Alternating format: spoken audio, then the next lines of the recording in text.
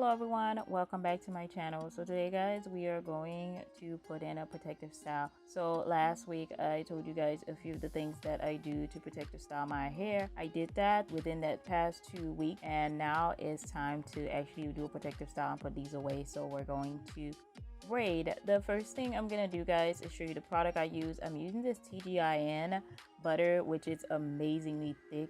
I'm using my shea butter mix and my oil mix.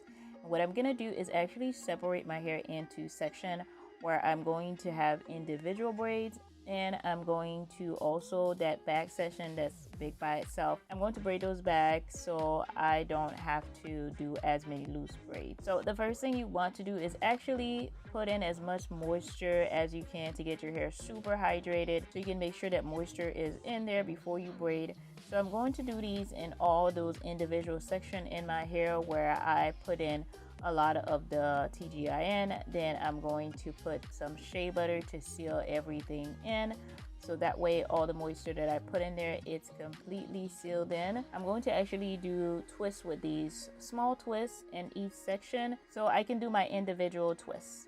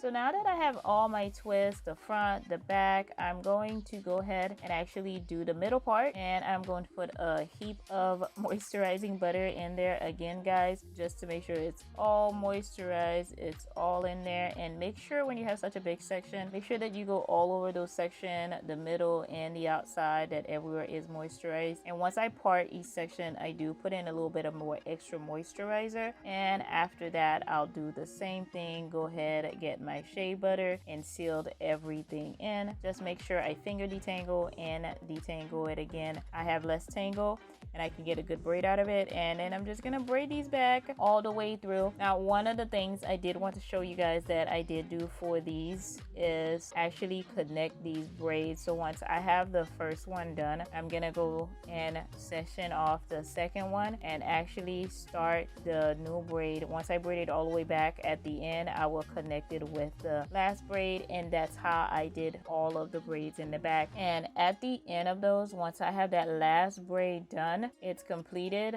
what I am gonna go do is I'm gonna go ahead and use that feeder tool I'm using to actually connect that last braid to itself, so that way I don't have to sew anything. I just push it through just like I would be doing the crochet braids. I'm gonna add into those. Now that all of my braids are done, the next thing I did was grab this hair. Now I didn't film this for you guys, but one thing I do want you to know is that I did go ahead and actually rinse off the root of the hair with apple cider vinegar and water before I put these in. I did this a while ago in one of my videos. I always do this when I'm using synthetic hair. Now to put these hair in, I actually just twisted around my regular hair for the loose braid, and I braid the root of it after twisting this in, and I go ahead and do the 2-strand twist towards the end of the braids to finish it off. And for the braids itself, I'm using just a gel to make sure they stay a lot neater and look more even.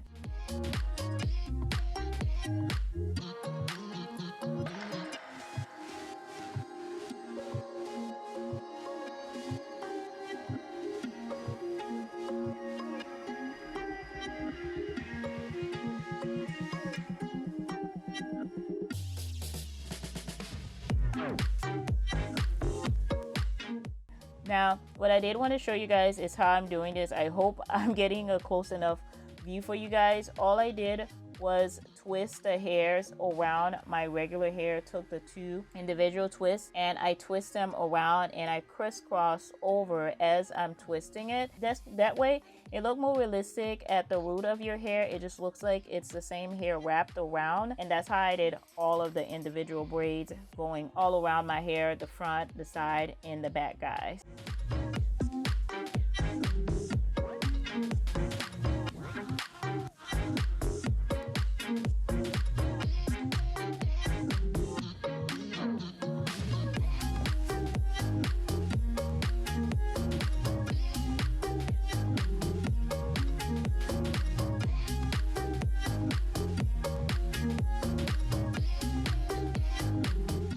Now that I have all of the individual braids done, what I did for the back was simple. I got one string of hair and just feed it through and crocheted that in.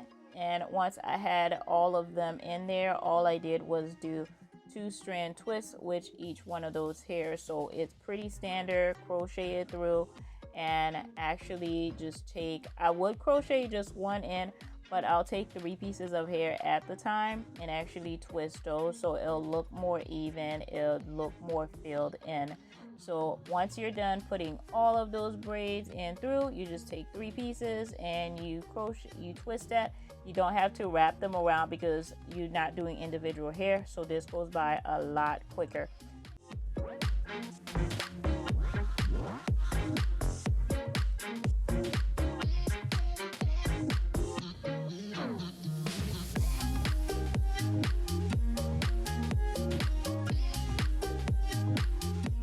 Altogether, guys, I must say it wasn't too bad. This took me about 3 hours to do between my regular braids on my natural hair as well as doing these braids. I would recommend twisting those beforehand for the one you're putting in just a crochet, so it saves you a little bit more time. But altogether, it wasn't too bad, and this time I was using the synthetic hair, so you can do this with the yarns that I usually do. It would be the same step that you're using, so either with this hair, just another thing you wouldn't have to use is the gel for the yarn. After I have everything twisted, I put in some oil on my scalp. This is the same oil. I have 2 different bottles from the one I showed you guys before. It's the same growth oil that I've made a few weeks back that I'm putting on my scalp and on my edges, and this is the oil I'm going to be using to put this in while I have it in for the next 3 weeks or so. And that is pretty much it. You're done with putting the hair in, you're done with styling it. I did this where I could part it in the middle or on the side. Now what I did good is